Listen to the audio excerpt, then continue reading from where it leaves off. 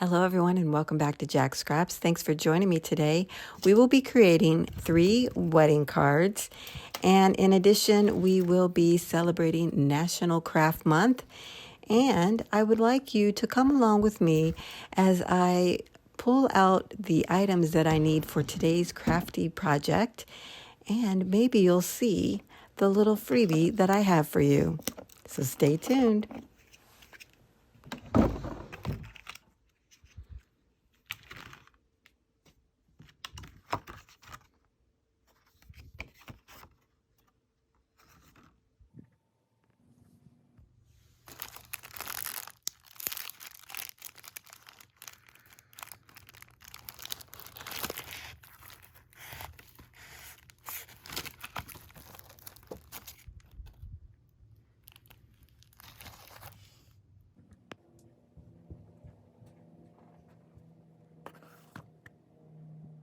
So I have everything that I need to create the wedding cards that we're going to be doing today. You saw me go through and shop my stash for my products, and I'll be using Country Craft Creations Here Comes the Bride collection. And if you've been paying attention, there's something new in my basket, and it is a little freebie for you for National Craft Month.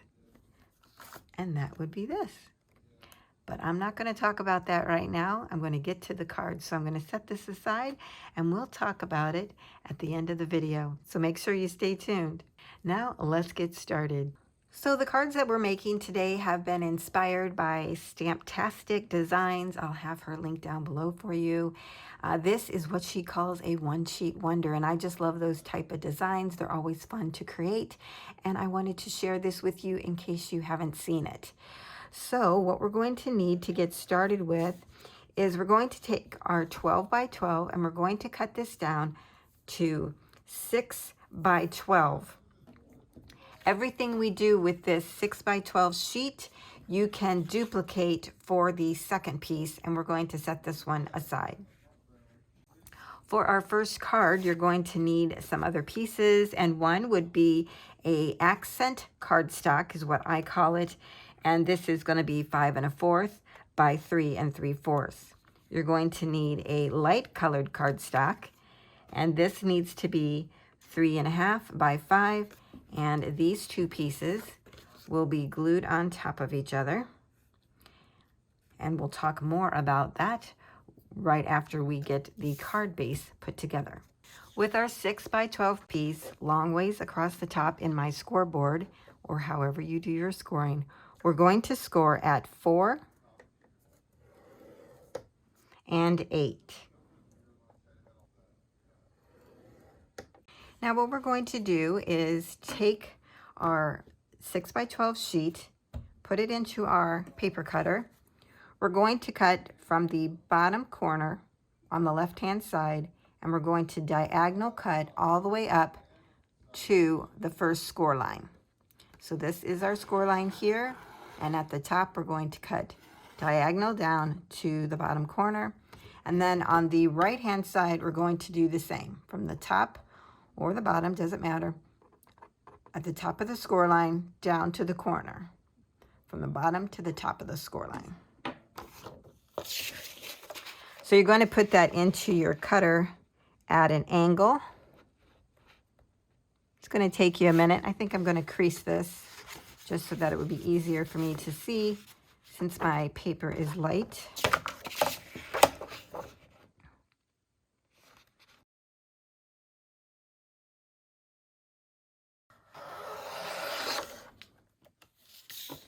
And it looks like this when you're done.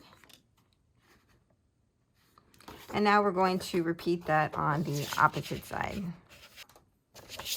Actually, I'm going to put a pencil mark here.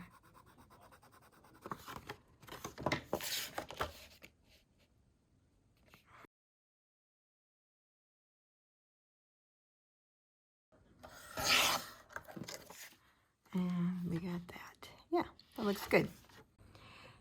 Next, we're going to take this piece, put it back into our scoreboard, and score it 1/2 inch on the longer side all the way down. So over here. Once we scored our piece, it created 3 little blocks at the bottom. What we need to do is cut out the 2 outer pieces. So we're just going to cut up on the score line and then cut in on the score line, all the way up to the next score line. Okay, so we're cutting out the little corner there. Let's repeat that on this side, cutting up and over. Now, depending on which side of the paper that you're using, I'm going to make this the inside of my card. So I'm going to fold in on the bottom. On the bottom tab, you're going to fold up and burnish that really good. And then what you're going to do is fold in your sides. Okay, so there's the card. Make sure you burnish it really good. Oh, that's cute. So now what we'll do is add some adhesive to the bottom, and then we're going to glue this down, add some adhesive here, and then glue this down, okay? Next, what we're going to do is use our ribbon, and I have this lace ribbon by Floral Garden, and I'm going to wrap this around the card so that it comes together in the front, because we'll put our sentiment over where the 2 pieces meet, and then there'll be no seam shown on the actual card. I'm putting it together right at the base of where the 2 sides came together and created a V on the front. So right there, and I'm going to glue this down here. I need to dig out my Fabri-Tac and use that, and that'll work out perfect, okay? While this is drying, we're going to work on these 2 pieces, and as I mentioned before, we adhere those together, which I've done. And I have this really cool punch, and I'm going to use this, but you could use any paper hole punch that's small enough to put a punch in your paper here so that you could add some ribbon, like a tag. It's nice, it gives a long, flat slot there, so that's going to be perfect to add my lace.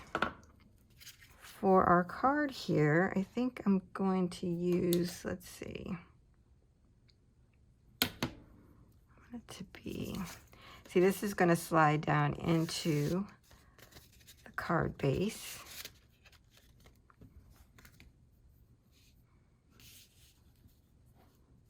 So however tall you want that to be, could be smaller, could be taller. Let's go right about there, and that is 3.5. So let's use my handy dandy little tip here. We're going to put the bottom of the ribbon at 3.5 and use the ruler as my straight edge. Love it. Okay, so let's get this back out. I was going to staple these together. You could also take another ribbon and tie it across.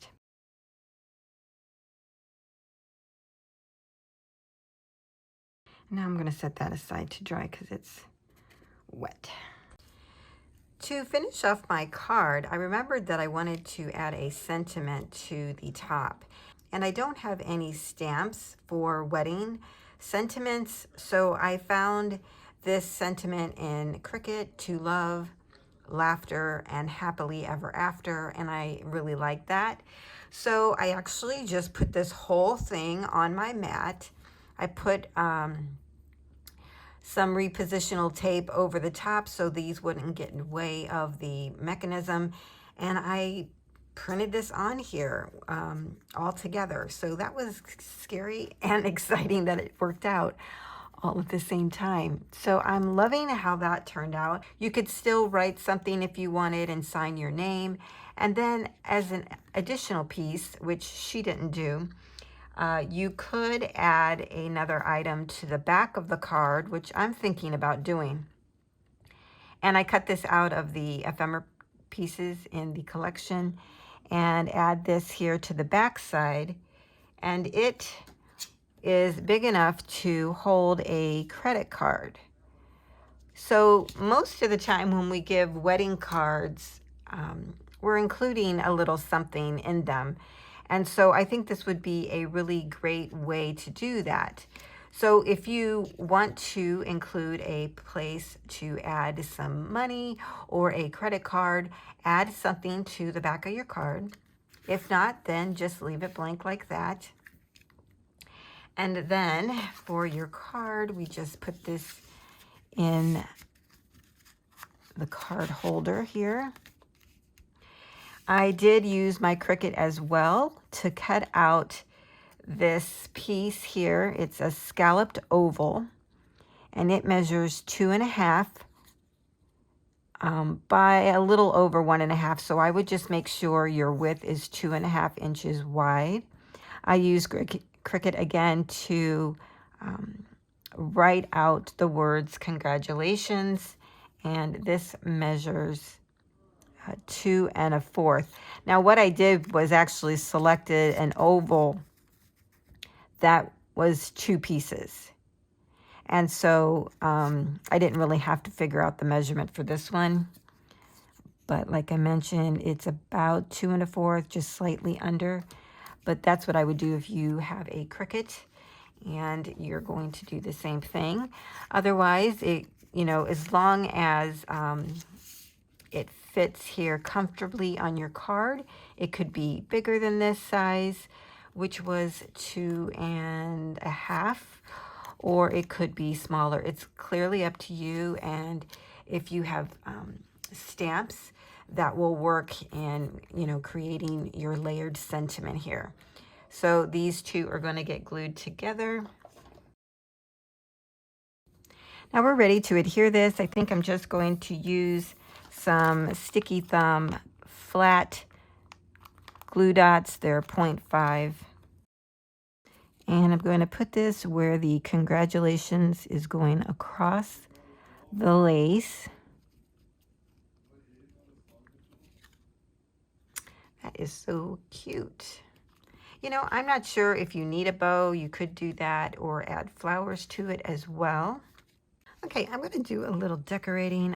I had this die in my stash, which I thought would be good to use. I cut it out of like a matte gold foil. And I'm going to put it here at the top. I was going to put some gemstones up there, but I changed my mind after I remembered that I had this die. So that's another thing that you can do, is add some gemstones here across the top. That will really set it off. But I'm going to put these. How cute is this? Yes, super cute. Then I figured out how I was going to decorate it. I'm not going to do a bow because this ribbon is so wide. I just think it might get a little bit bulky, and that's really not what I want. So I've decided to add some flowers from my stash that I found. Now this flower here almost looks like the one on the front, which is kind of cool. So I definitely wanted to use that. I'm just going to add a sticky dot to the back side of it. Now the leaves that you see there were actually this lime color, and I painted them with a marker so that they would match the color of the leaves on the front. So keep that in mind, that you can always change the color. Oh, that's cute. And then I'm going to add some smaller flowers. I even decided to add one here at the top. I think that'll be cute. You can slide that right in there. Like that.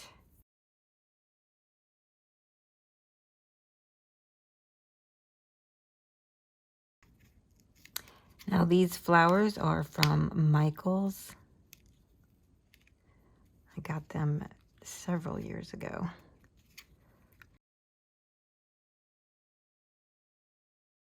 So that is our card. Super cute. Pull this out, sign, and then I even added this on the back side. That definitely would fit a gift card, not a credit card. I keep saying credit card. But I guess you could buy those too nowadays. So your final size of the card comes out to 4 by 5.5. For our next two cards, you're going to need a piece of cardstock that measures 8 by 6. We're going to score down the center at 4.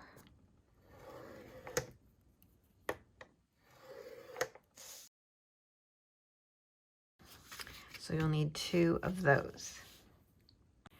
For these cards, we're going to pull out our 2 pieces that we cut off at a diagonal cut in our previous card construction.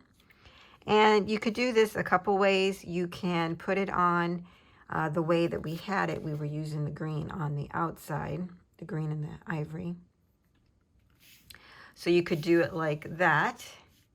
Or you could use the other side if you're using double-sided cardstock, which I highly recommend for this project. It'll just make it a little bit easier for you. And you could do it that way. Now, I had a further thought, and I thought, how nice would it be to decorate these, one for the bride, one for the groom, because you know how they give gifts to each other?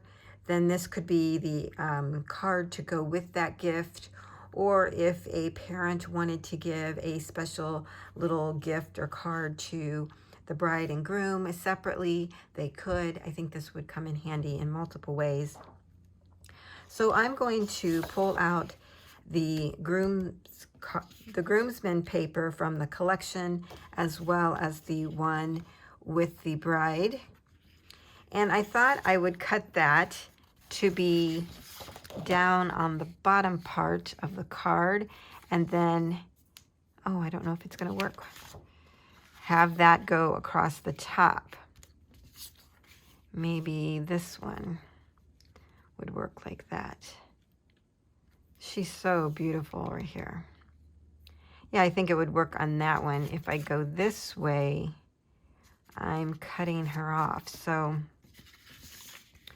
you're going to have to play with, you know, the paper if you're going to do it that way. And I'm not going to use this because that's just too busy. Okay, so this one does work this way.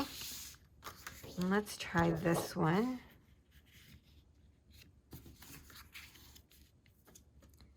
Here's the end of the card.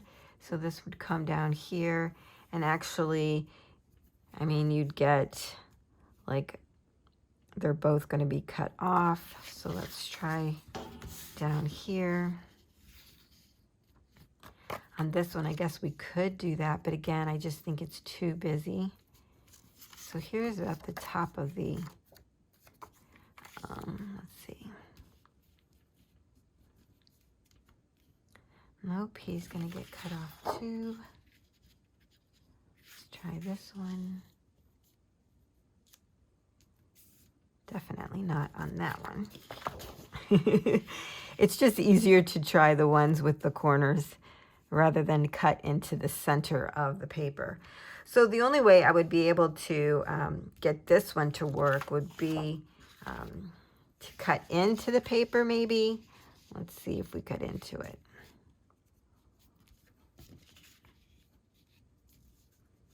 So that would take some strategic thought. That one works, but then you get his head. I don't want his head.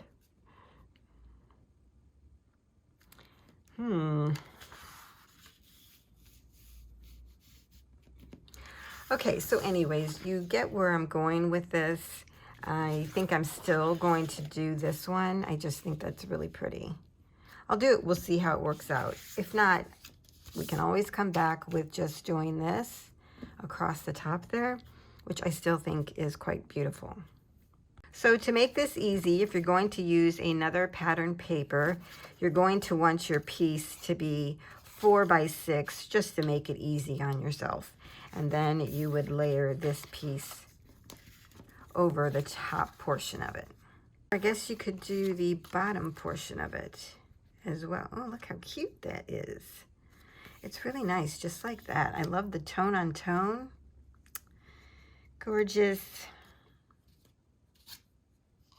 Put a little congratulations in the center. There's so many ways to configure this. See, because what I was going to do was one for the bride and one for the groom. I cut these out of the paper collection as well, and then I backed them on black cardstock and cut them out around it. Just so pretty. Okay. All right, I'll figure out what I'm going to do, and I'll be back.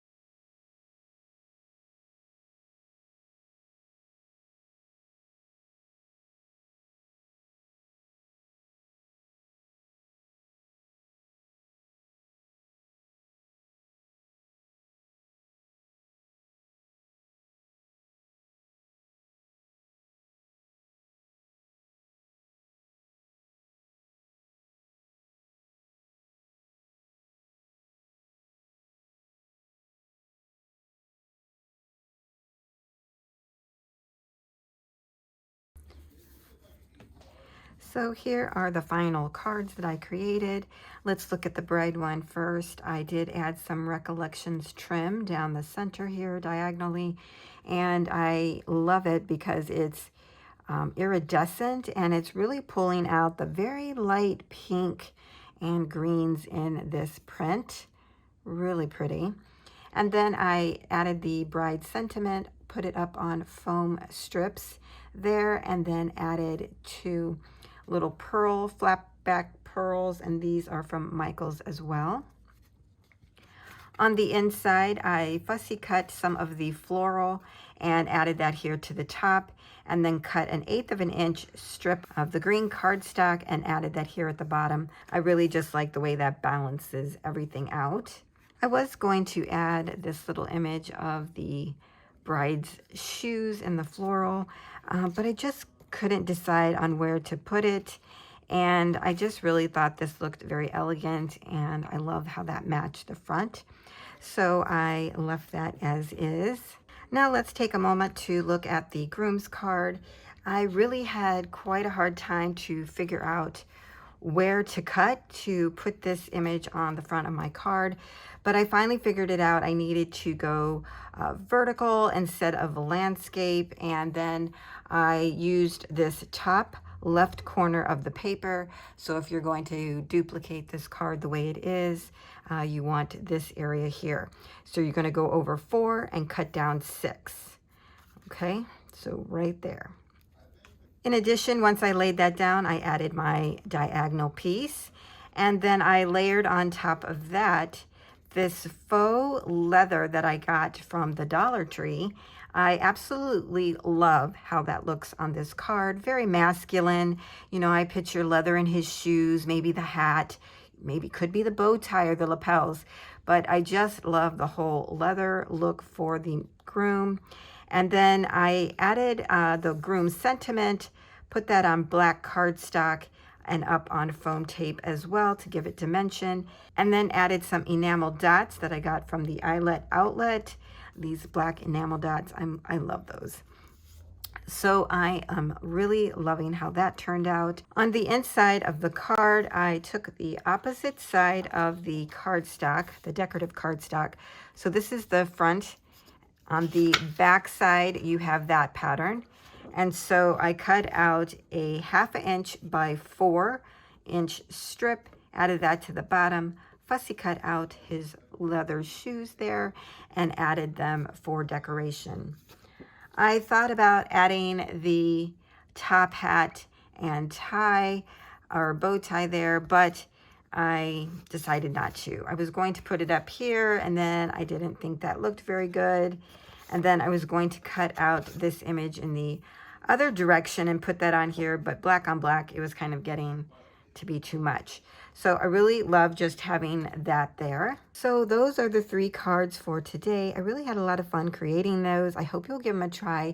It was very easy to create using this kind of configuration type of design, and I think they turned out really elegant.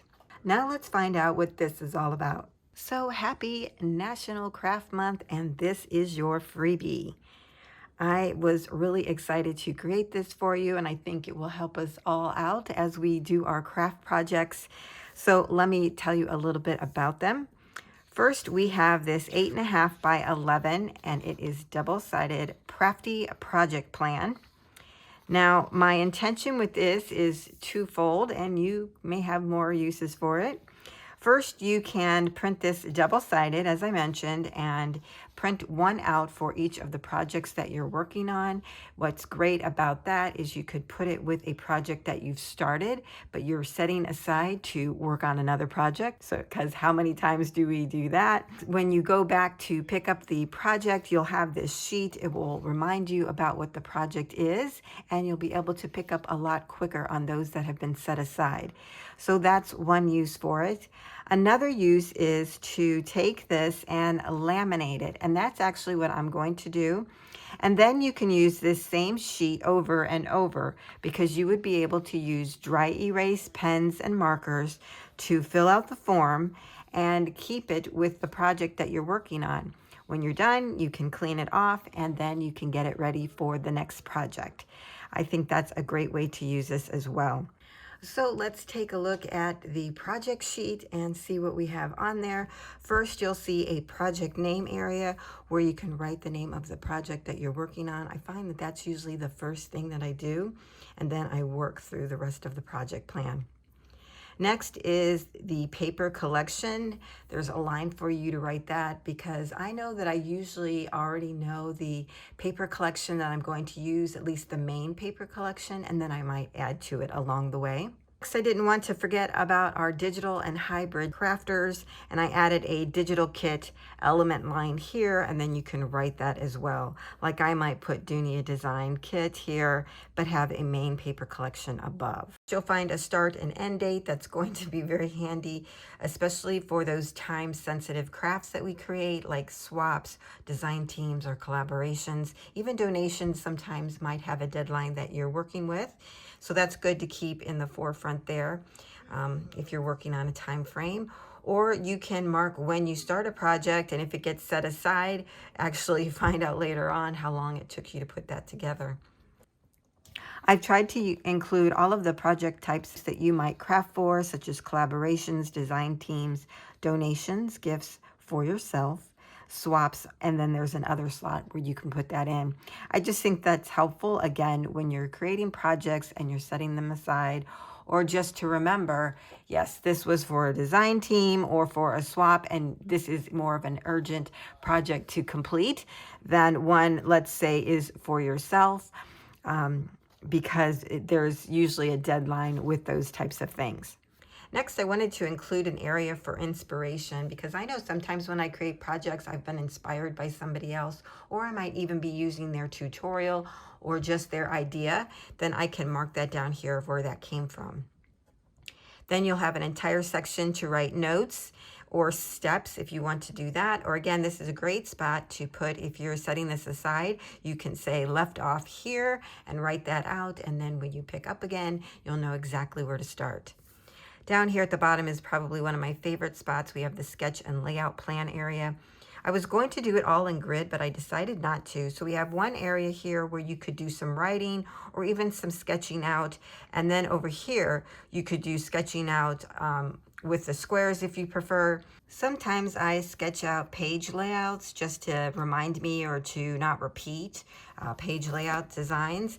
And so this will be a great area to sketch all of those out. Just one thing to note, this is not to any scale. I tried to do that, but I'm not sure if it worked out in the end, so I'd rather say that it's not to scale than be wrong. On the back side, you'll find a project supplies list that says select all that apply. There's a couple ways you can use this as well. If you already know some of the items that you're going to use, such as acetate, let's say some beeswax for your thread. And over here, of course, we want to mark off thread. We're going to need some adhesive, so we'll mark that. Oh, and let's use some washi, so we'll put that down.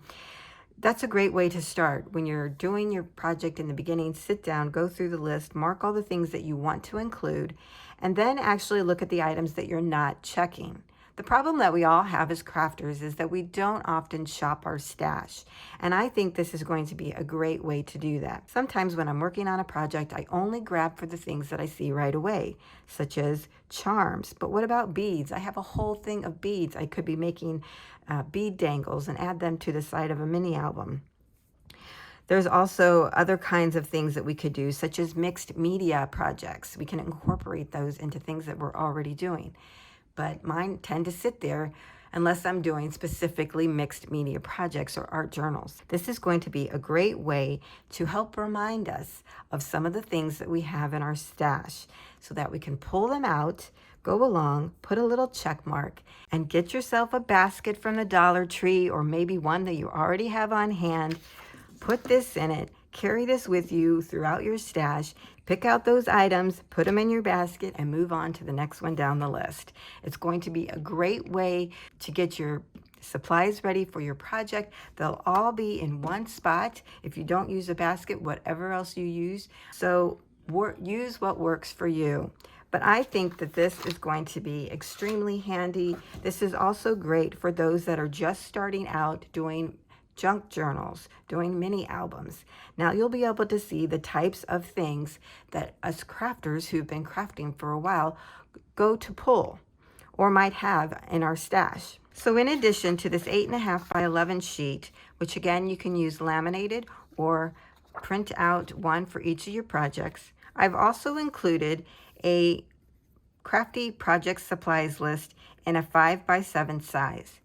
Now, this is for those that don't want to do the project plan, but might like the idea of having this just sitting on their desk, just as a reminder of what other supplies that they can pull and use in a project. Sometimes I might already be working on a project, but I would be able to pull this out and look at it and say, oh yeah, I have some flowers that would go with this project, so I'm going to go get those. I think this will be a great little crafty friend that will be at your desk to help you as you're crafting. Now the project supplies on the 5 by 7 is the same as the 8.5 by 11. I may have had to shorten a section such as texture paste. On the larger one I have modeling, etc. But here I just have texture paste. There's so many kinds. You have grit, sand, flexible texture paste, modeling paste, just all kinds. So I did this to where it be kind of at a high level, so it may not include everything. I actually say that the list is not all inclusive. That would be impossible for me to do because I just don't know all the supplies that are out there. But there is a section where you can add on some of your supplies that you don't see on the list, but you want included. You can add that here as well as on the larger list. There will be 2 links for these 2 projects. So one for the Crafty Project Supplies and a second one for the Crafty Project Plan.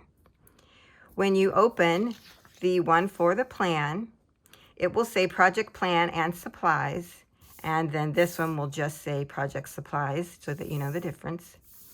When you open this up, it will be a PDF with 2 pages, so you can print them on your home machine or take them to your local print shop, such as Office Depot or Staples or somewhere like that, and you can have them print this out double-sided for you if you don't have that capability at home, or if you want to leave it in individual sheets, you can. You may want to just print out the project plan and just have one of the project supplies. That's okay too. For the project supply list, it will come in a PDF form as well, and it will look like this when it's printed out. On the 4 corners of the page, you're going to see some cut lines, and these will help you in cutting down the size to the 5x7. With the long end at the top, we're going to put it in the cutter, and we're going to line up our little marks with the blade and then cut that down.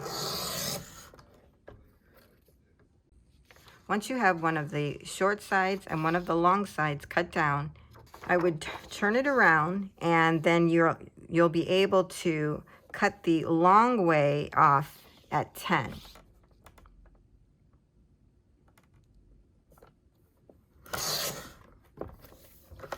You'll be able to turn that around and then cut at 7.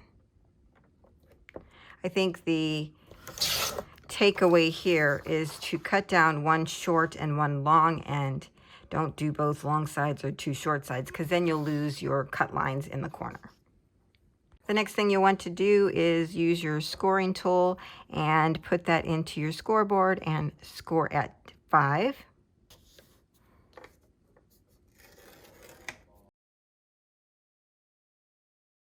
Now, as I mentioned, I'm going to laminate mine so I can pull out my short ones. I'm going to do 2. I like to keep one in my project plan book, and then I'll have another one on my desk. Now, if you want, you could add a little adhesive on the inside, but I don't know that you're really going to need to do that, but it's up to you. So I'm going to put these in together, pushing this one in all the way to the back. Leave enough room between the 2 so that you can, cut them through without cutting into the other one. And then for the larger 8.5 by 11 one, I'm putting these back to back. Okay. And again, if you wanted to put some adhesive on these so that they don't move or anything when you put it in the machine, you could do that as well. I'm going to go laminate these, and I'll come back and show you the final product.